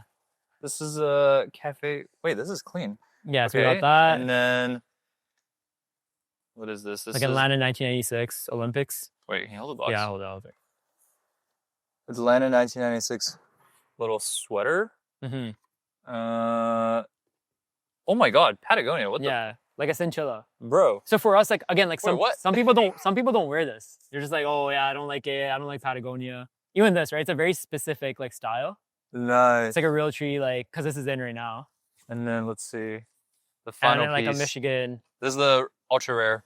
The Michigan Wolverines. So dude. Like we might value that. We sell this at 60 in the store, but people might value it at like 20. So that's where that's where the issue is. But dude, 175 is actually good value. This is kind of nuts. Yeah, that's what I mean. And I guess like people who like this stuff, they'll like trade, they'll like sell, resell. Yeah, they can resell on their own if they want to. That's the whole point. Like if you don't like something, you can always resell it. I see. So this is now, I'd say, out of your online sales, what percentages are There's like now it's 100%. 100%. After the warehouse sale, we realized like everything got messed up, and we were like, let's just take out the individual pieces and let's just keep selling the mystery boxes because it's doing so well. Yeah. Let me just quickly run through the points. It's like you get rid of all the steaming pictures, all that stuff. Yeah. You don't need as many hands on deck anymore. Like you don't need like half of your team pretty much, which also helps in like the expenses side of things. Yeah. Easier to pack. Easier to shoot content. Like endless content. And then there's the you said you can work with influencers. Yeah. There's the gambling piece. You can People make just anything. like it. Yeah, the virality aspect of it is like very easy to kind of get, and like also like people love it, so it's like why not continue doing it? And like we just realized our revenue like quadrupled. Oh my God. Yeah. Okay, well this is sick. Like it's clear. And then like when did you guys make this full pivot to mystery boxes? 2 weeks ago. 2 weeks ago? Okay, all right. Well, it's great. Yeah, so then now is your focus going to be on scaling the online store now that the mystery box unlocking kind of this like new product category? Right. Do you want to scale online more? Is that where your energy wants to be? Yeah. Or you're thinking, let's do third store? I think online more for now. Yeah. Third store, we're going to put a pause on it for now. Yeah. Just because it's... well, you got to come across the right location, right? You got to come across the right deal for it to make sense versus we're actually coming across a really like in Sherwood Gardens, right beside the Apple store. Oh. Yeah. But I just realized like I didn't want to take the third location just yet. I just wanted to like chill out and kind of figure this out. Okay. Yeah. And yeah, like the revenue is insane too. So Huge. we're killing it with the mystery boxes right now. Nice. Yeah. Okay. So then I guess, what are some goals for this year in general? Like non-revenue related, but just like, what are you trying to do with the biz? Or just maybe even about like, it could even be personal. Like, oh, I I just want this year to feel more calm. Like I don't want to feel a stress and burnt I think out. that's what it is. I think I've been like running like this race for like 6 years now, like constantly constant grind day in, day out. Like I'm like every day, right? And I'm like, okay, like the reason I wanted to shift to mystery box is because like it kind of aligns more with my life. Like I'm traveling a lot more now, and like with vintage individual pieces, it was very hands on deck, right? It's very like you have to be there. And like I realized the mystery box is something that like, you know, like you train your staff and then it kind of runs itself. Like if you have someone for content, you have someone for like 2 people for packing, and that's all you really need. And you can scale, and you don't have to be in the day-to-day as much. I don't have to be in the day-to-day as much. I just need to make sure everything's running. I kind of like steer, like I want to sit at the top and kind of steer like the direction of the brand. I see. Right? This year I want to like make sure like that like I have more time to myself to focus more on like my personal things. I want to start like hiking and stuff a lot more. Like more on my personal like life and goals, and I just want to make sure like I'm 25 now. I want to make sure like, you know, like I have like I'm kind of focusing on myself more because I've done this for way too long now, 6 years. And like I kind of want to just like focus on that. And then that makes sense. Like you pay the dues. You worked your ass off for 6 years. It's you deserve it. Thank you. And then and then now it's like, okay, so this is like allows me to do that. And I also want to like the reason I want to travel is because you get a lot more inspired, like I said, by things you see, and like you don't know what your mind's like taking in, right? So kind of just want to like focus in on that and design my pieces in my own time, like sitting on a beach, just designing pieces. Sure, garden is going to be huge. I don't want to like pressure myself into making pieces, which is where this kind of helps me sustain that, right? Gotcha. Okay. That's kind of my like goal, just to build that garden side of things, and Vibn stays more in the vintage category. Let's just say right now, like someone wants to be your competitor, they want to start a vintage clothing business. What advice would you have for them? Like if they're starting from scratch, what would you tell them? I would say like, don't scale too fast. Like kind of just like if it's working for you at a smaller scale and you're able to see a lot more profit from what you're doing, like focus in on that, and don't run after this like scale thing, because it might look nice, but it's very relative. Like your expenses also increase quite fast. So figure out your unit economics, like figure that part out, make sure your foundations are set before you start scaling. Gotcha. That makes sense. You know, a lot of people watching this, like, what do you need help with? It could be personal or business, but like if they happen to see this, you put it out there, they might see it and they might come reach out and help you out. So anything that you need help with? Honestly, like I think more of the admin side of things. Like I think like the finances, the day-to-day tasks, because like I'm not that good at that. I'm more creative. Like I'm more of a creative director. So you need a good bookkeeper. I need I need a really good bookkeeper, but also like more so like just ops. Just like being able to like look over people, make sure everyone's doing their work, like a general manager. Okay. Yeah. So if someone is good at ops, they should reach out. So, what are, I guess like, you know, like what are things that I guess looks really glamorous and sexy from the outside, but is actually pretty rough from the inside? Because I feel like running a clothing, it's like every guy at some point wanted to start a clothing brand. 100%. Every single person at some point had thought of it. I definitely thought of it. I'm like, yo, I love anime. I'll do anime. Like, you know, and then like you described to me the problem, like this is a lot. Like this is crazy. I think a lot of people don't understand like the behind the scenes of like running a clothing. When you told me like a bale of clothes, I'm like, I can't visualize it. You showed me some pictures later for me to see, but like it sounds fucked. Yeah, it's messed up. It's messed up. Like okay, but that's more of a vintage clothing brand. Even with your own clothing brand, like clothes they're huge, they're heavy. It takes up a lot of space. Yeah, it takes up a lot of space, and also like if you don't like, sometimes I've seen this happen a lot of times, like with clothing brands, like what they'll do is like they'll buy like a sample and then they'll get a bulk order right away. And like the bulk order is sitting there and you can't move that inventory. What do you do? Because it has your brand name on it, right? So like there's a lot of like inventory turnover. Like you can sit on a lot of pieces and not have like, there's a lot of issues in a clothing brand that people don't see. Because like you'll look at someone like sitting in a warehouse, like there's like 15 employees, but you don't understand that like they might not even be making a profit. Because like sometimes what happens, like it's very seasonal, and like sometimes you sit on a lot of clothes. Like for example, like retail, January, February, you're taking a loss. Like there's no way around it almost. Like if you're in retail, right? Wholesale is a different game, but if you're in retail, there's not a lot of ways around it because people just aren't spending. I see. It looks glamorous because you'll see someone sitting in a warehouse, has a car, has this, that, but like sometimes they're not making that much of a profit. Like that makes sense. You know what I mean? I want to ask about your tech stack. So like you know, like you don't need to mention tools like Slack or like Notion Yeah. or whatever, but like anything like Door was really interesting. Any interesting tools that along the way helped you a lot, or like that you use in the day to day? Yeah, like to run the obviously biz? Notion, Trello, Yeah. all that stuff, like for project management. Yeah. But Door is big for like retail. Yeah. For email, SMS, we use like Klaviyo, PostScript, which is really good. I'm trying to think there's something unique that we try to like. It's very like online based. We have this thing called Notify Me. So when something sells out online, like you can enter your email, and that actually like brings in a lot of revenue. It's like a Shopify app, right? It's a Shopify app, yeah. That type of stuff. We use Hotjar to see like where people are like clicking on our website.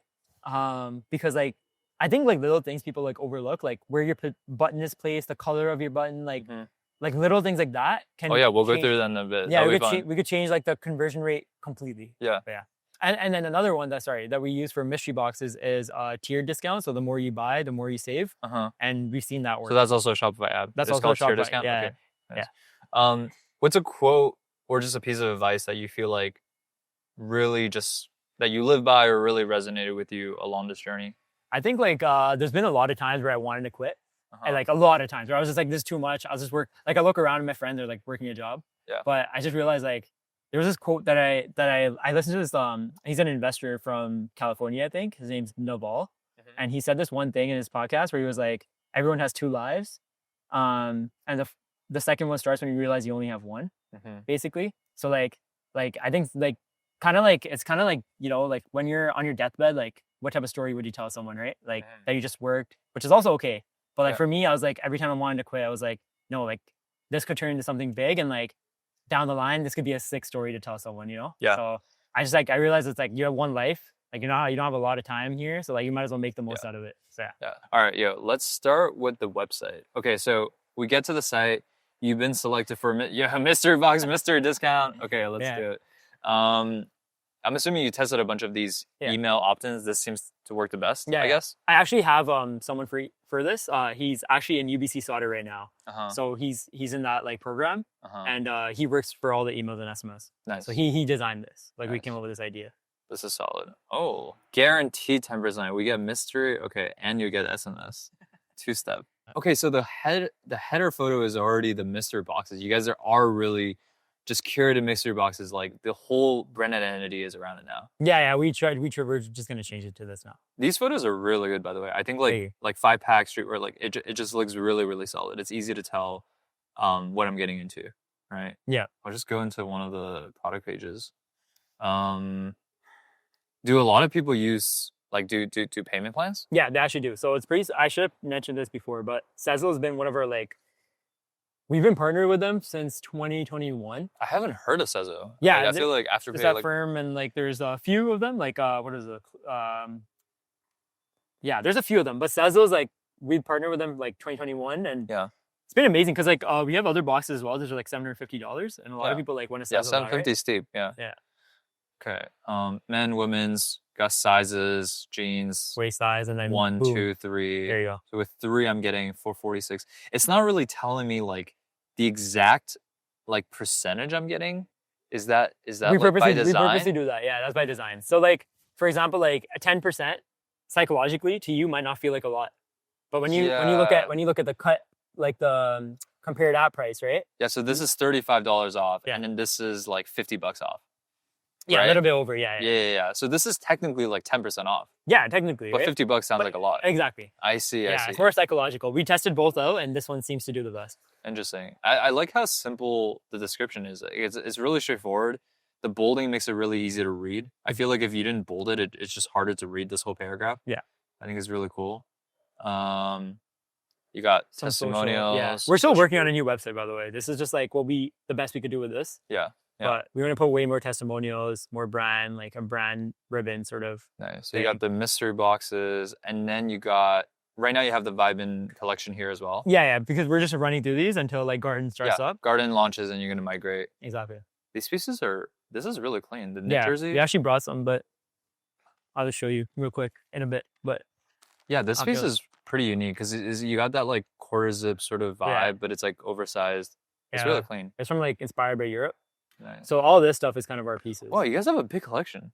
So you guys got hoodies, like knit jersey, Yeah. sweatpants, mesh shorts, t-shirts. Oh my god, that's a lot. Yeah. That socks are clean. Big. Okay. Anything interesting about the website you want to, like, whether it's like, oh, this used to look like this, or we tested this thing. Yeah. Like, So you know, essentially what we used to do, I think a lot of people like this is what they like mess up on, or that's what I messed up on, is like I added way too much to the website. I had so many apps. I had so many collection pages. I had so many like little things everywhere, right? But you quickly realize that like, this was a different picture for that, but you quickly realize that like the more simple it is and the easier your product offering to like customers, the faster you're going to convert. You're going to see a conversion. We've actually noticed when we moved to like this theme and we added a lot more complexities to like not like to the purchasing process, but a lot more options, like a lot more options that were like harder to go through, whatever the case was, our conversion rate fell. I see. But when we keep it like very simple, the website and the product offering is it's very simple. It's there. You know what you're shopping at. This is what it is. Like, these are what our ads are about. What are the things that you removed to like declutter it? Like, I think the homepage, like, it used to be super long. We had our shop on it, like our actual store. Everything. Yeah, about us, our story. We had like the journey thing, and then we also had like new arrivals, best collections, this brand, like Nike, Adidas, whatever. And I'm like, let's just get rid of all of that and keep our product offering very simple. I see. And keep our like highest selling things there. Yeah. And we've noticed like our even our ROAS, like our ad spend, increased by a lot. Yeah, makes sense. That's something I noticed. I'm like, you don't really leave room for people to get distracted. It's just 100%. So straightforward and they know what they're getting. Yeah, right? That's why we were even like a little worried to like add that app that's like buy one, buy two, buy three, because we felt like there was a lot of options that they need to check, and like maybe the buy two, buy three might derail the customer to like purchase, because they might be like, I don't have enough money to buy the two, but maybe when I buy the two, so I won't even buy one. Yeah, you know? That makes sense. Anything else about the website? Honestly, like that's pretty much it. Like we've tested out so much, so many apps, so many little things, and we just realized like simple is better. Simple is more. Our mystery box are back in very limited quantities. Grab yours today. So you're creating that scarcity. Yeah, that scarcity. And then you're taking just images of all the boxes. These are cool because they don't look like an ad. It looks like just like a regular photo. Like you're doing less, but it's more. Exactly. Right? So we tested out so quickly on the ad side. We tested out like heavily edited like photos and videos. Yeah. And we also tested out simple raw pictures, right? And those pictures did a lot better than our heavily edited like videos and pictures. I just think people can relate to it more, and it doesn't look like an ad, like you said. I see. But more than that, like I feel like surprisingly enough, carousels work a lot better. And when we make it more fun, it works a lot better, like the copy. Because before it wasn't that fun. It was very like the best destination for vintage, like shop now. But then it didn't do that well. Yeah, right? yeah. But like when you make it fun, emojis, I see. That makes sense. For our concept at least. But this is a video. Our mystery boxes are in short supply. Secure yours before they disappear. So this one did really well because we showed different like outfits for the outfit box. We have an outfit box, and that's what like this does really well for that. Nice.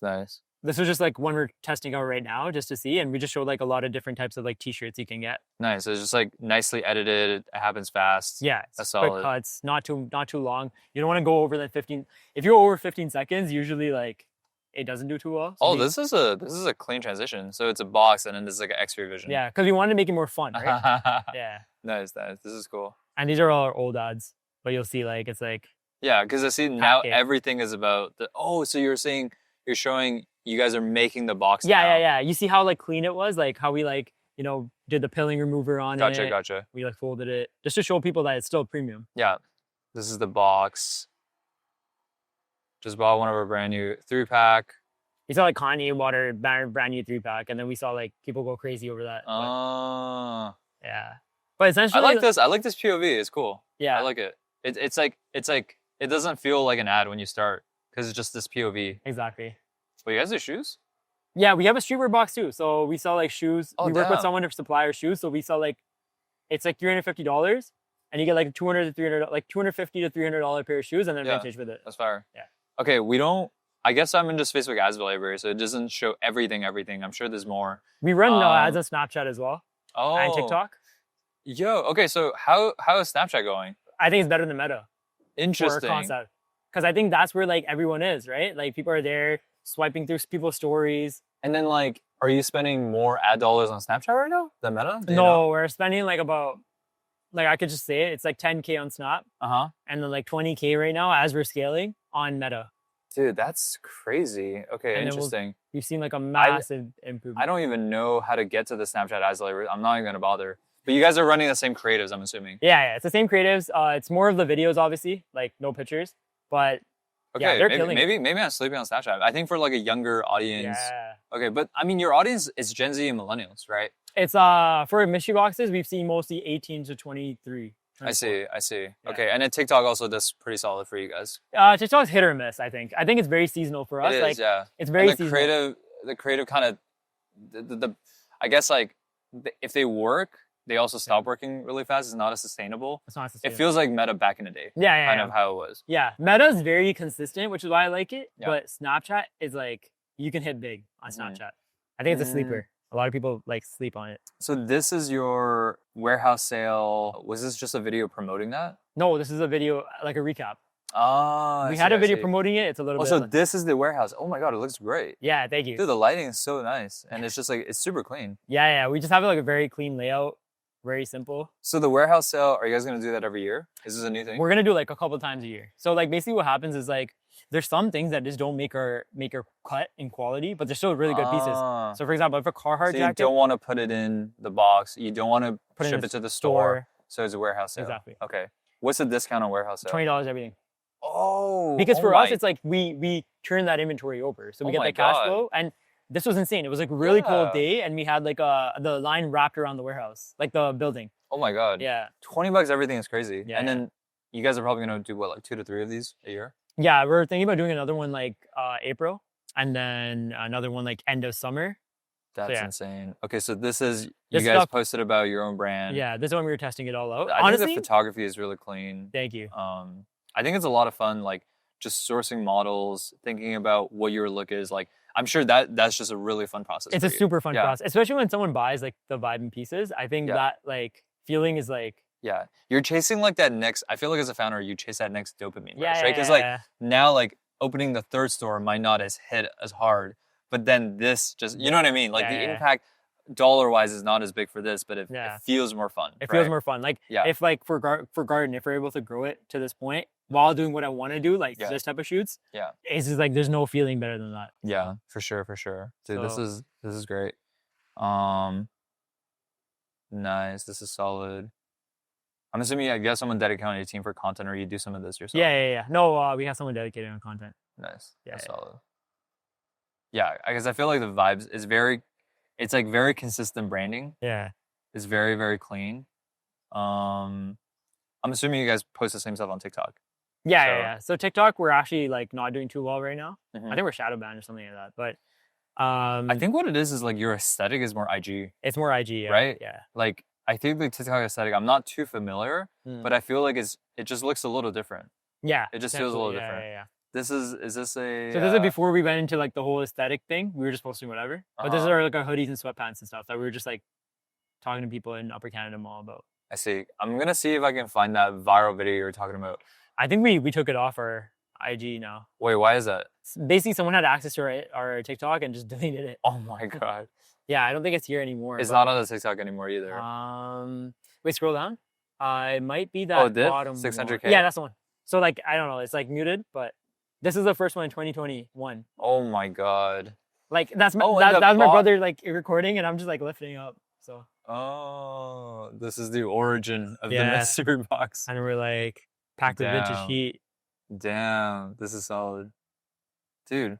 All right, and then I was gonna search up your emails, but I realized I was trying to use Milled, but it doesn't work on like it has to be like massive brands that it only tracks. Oh, okay. Milled, like you can search like I don't know like AG1, and it would just show their latest emails. Oh yeah. But I realized it only works for like big brands. Big brands. Yeah. Okay. These are killing it though. AG1. Yeah, I think that's pretty much your website, As Library, IG. Actually, we just went viral recently on not Instagram, but TikTok. Yeah. We keep Instagram pretty consistent. Okay. And then TikTok, like you'll see Vibn London. Is it Vibn London? Yeah.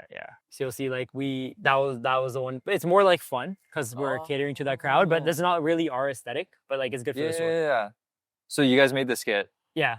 Or like they made their staff makes it. Yeah. So they're like really good at this stuff. Oh, dude, this is sick.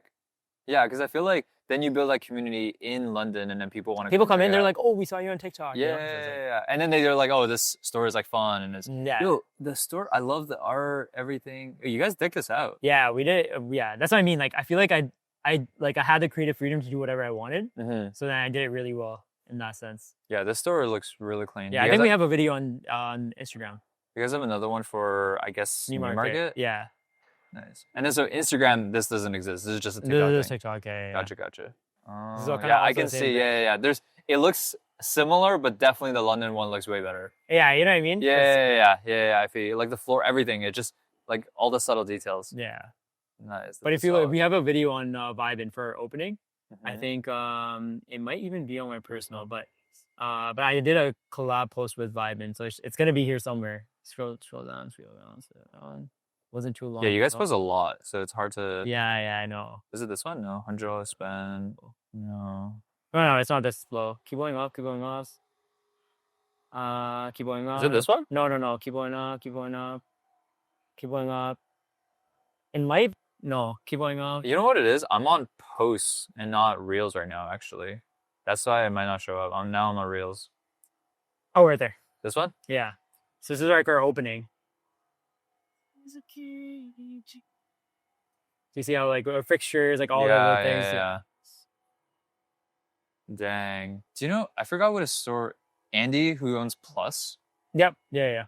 Do you guys like talk to each other? No. Because you're in the same space. We're not like. We're not exactly in the same space, but similar. No, I haven't been able to talk to him. I think Andy's like a minor owner now of that. Like he's like minority owner. Because I think he gave a lot of his shares off. I'm not too sure though. Gotcha. Okay, yeah. No, I haven't talked to them though, yeah. This is cool. But dude, I think that's pretty much a wrap. Is there anything else you feel like we didn't cover? Or I think that's like pretty much it. Like like so garden's coming up. We're transitioning to mystery boxes, kind of heavy. So we have like a vintage powerhouse. We have like vintage warehouse sales. Our mystery boxes are online, and then our store is like for the premium pieces that you want to pick out, whatever. That's exciting, man, because it seems like you like cracked a lot of the challenges that you had. Yeah. You figured out just like new models like the warehouse sale, the mystery box, all these things that are gonna they're gonna be more efficient, better ROI, less headaches. And then now you have the time and energy to focus on garden. Yeah, so I don't have to rush. Yeah, that's exciting, man. Yeah. You have a big year ahead of you, man. Thank you. All right, dude. Appreciate you coming on. That's a wrap. Thank you for having me.